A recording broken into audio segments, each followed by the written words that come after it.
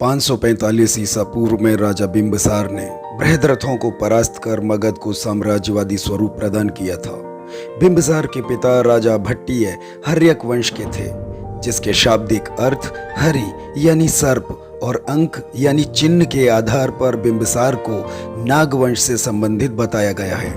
राजा बिंबिसार ने कूटनीतिक आधार पर अपने राज्य को शक्तिशाली बनाने के लिए महत्वपूर्ण राजवंशों से वैवाहिक संबंध स्थापित किए, जिनमें से 4 विवाह खास थे। उन्होंने वैशाली के लिच्छवी गणराज्य के राजा चेटक की पुत्री चेलना के साथ विवाह किया और मगध की उत्तरी सीमा को सुरक्षित कर लिया।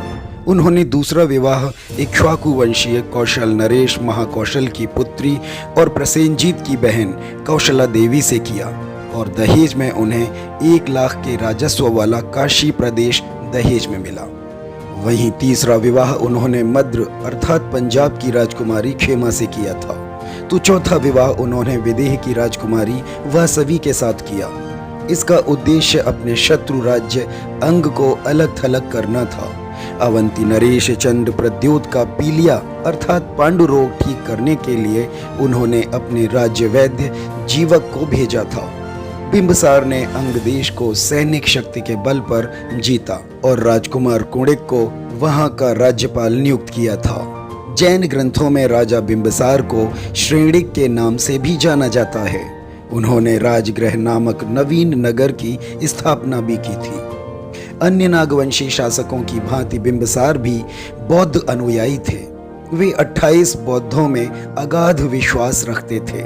इतिहासकार एच.सी. राय चौधरी बिंबिसार को श्रेष्ठ प्रशासक बताते हैं।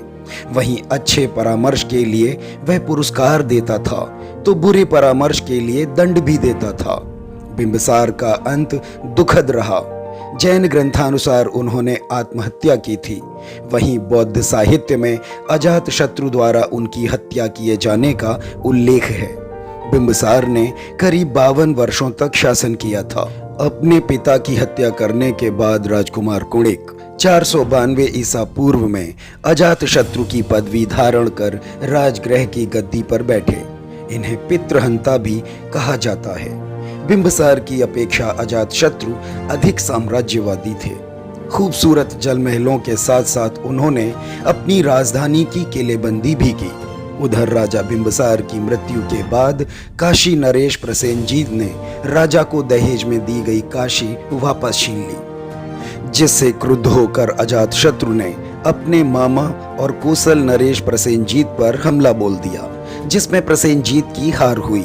यह हार सहसा नहीं हुई थी, बल्कि 22 वर्षों के लंबे संघर्ष और अजातशत्रु के कूटनीतिक मंत्री वसकर की सहायता से ही हुई थी। वहीं वसकर ने बाद में दोनों महाजनपदों में समझौता करवा दिया और राजा प्रसेनजीत ने अपनी पुत्री वाजिरा का विवाह अपने भांजे अजातशत्रु से कर दिया। इस तरह अजातशत्रु को दहेज में फिर से काशी मिल गई। अजातशत्रु ने वज्जी संघ और मल्ल संघ को भी जीतकर मगध राज्य में मिला लिया था। अब अजातशत्रु की नजर वैशाली के लिच्छवी गणराज्य पर थी। जैन ग्रंथानुसार राजा बिंबिसार ने रानी चेलना से उत्पन्न अपने पुत्रों हल्ल और बेहल्ल को अपना प्रसिद्ध हाथी सेचनक और 18 लड़ियों का बेशकीमती हार उपहार में दे दिया था। अजातशत्रु ने राजा बनते ही अपने भाइयों से उन उपहारों की वापस मांग की, जिससे परेशान होकर हल्ल और बेहल्ल अपने नाना चेटक की शरण में चले गए।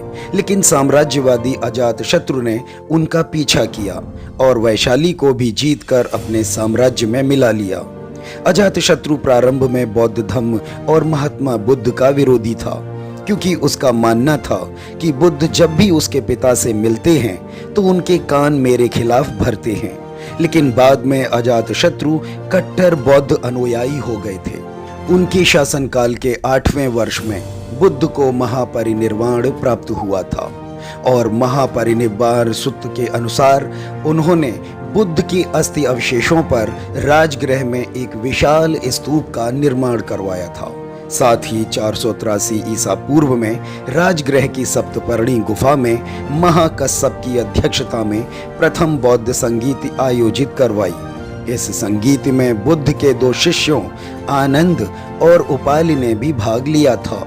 जहां आनंद धम्म के प्रतीक थे, वहीं उपालि को विनय का प्रतीक माना गया। इस संगीत में बुद्ध की शिक्षाओं का संकलन सुत्त और विनय नाम के दो पिटकों में विभाजित किया गया था। अजातशत्रु अपने युद्धों में रथ मशलों एवं महाशिला कंटक जैसे हथियारों का उपयोग करते थे। वहीं भरोत स्तूप की वेदिका पर अजातशत्रु द्वारा भगवान बुद्ध की वंदना करने का उल्लेख मिलता है। अजातशत्रु को सम्राट अशोक का अग्रगामी कहा जाता है। अपने अंतिम समय में अजातशत्रु की हत्या उनके पुत्र उदयन ने कर दी थी। संभवतः इसीलिए इस वंश को पितृहंता वंश कहा गया है।